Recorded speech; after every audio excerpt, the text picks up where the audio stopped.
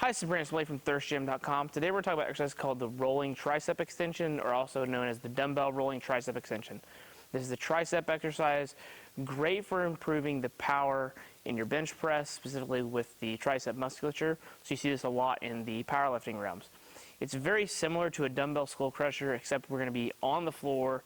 The dumbbells are going to be coming to a dead stop on the floor at the end range of motion, but then also we're going to explosively kick the dumbbell up to lock out instead of actually being incredibly strict and precise as we would be with a standard dumbbell skull crusher. I like this because as it dead stops on the floor, we have to refire the musculature to basically extend the tricep, but also lets us overload and also kind of provide some fast twitch aspect of it, which with a regular, repetition, you may not necessarily get. You're probably focusing more on time retention, where this is definitely something that's kind of like specific towards tricep strength for the bench press.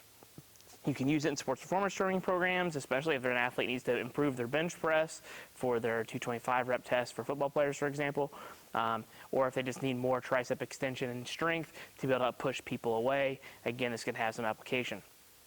From a powerlifting perspective, to me, this is one of my go-to accessory work and exercises for the bench press. So let's talk about it real quick. So you're gonna have your dumbbells on the floor. You're gonna get in your standard dumbbell skull crusher position here, where hands are high, basically over the shoulders, hands would come down. Dumbbells are going to start on the ground though. Okay, so dumbbells are going to come up close to my head. I'm going to have my elbows good and high. What I'm going to do is I'm going to have my hands kind of against the edges of the dumbbells here. And then as I go, I'm going to try to kick and throw the dumbbells across the room. I want to make sure I get full tricep extension at the top, and I just want to whip my wrists as well, which will help with the final bit of extension of the tricep also. So you're going to feel a little bit more of a contraction once that wrist kind of comes forward this way. And that's just basically part of the movement, okay? So don't think that you want to just stop here. You want to make sure you get fully extended.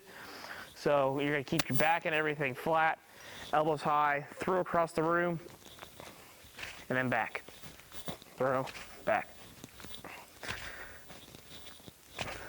So what you don't want to do though is you don't want to roll this way and then press.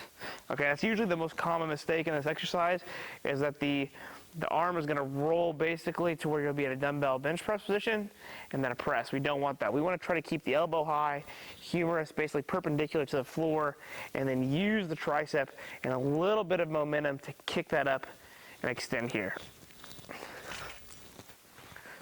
So that's going to be very heavy on the long head aspect of the tricep because we're in that stretched position, which is going to require a little more work from the long head, which is great for the bench press. This, I think, is a very heavy extension movement, so you're probably going to want to program and set this in your training programs for 3 to 5 sets of probably 6 to 10 reps. Definitely on the heavier side of accessory work. Probably something you're going to do after your main bench press work or after board press or whatever your supplemental movement is.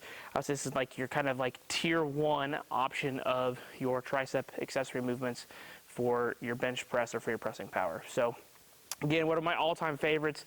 This always helps my bench press when I start hitting plateaus. This is one of my personal go-tos, and I like to use it with my athletes as well because we can pretty much perform anywhere on the floor. You don't have to fight with over benches or anything like that. And generally, most kids can pick it up pretty simple if they've done a regular skull crusher. So if you got any questions, leave them in the comment section. Thanks. Have a great day.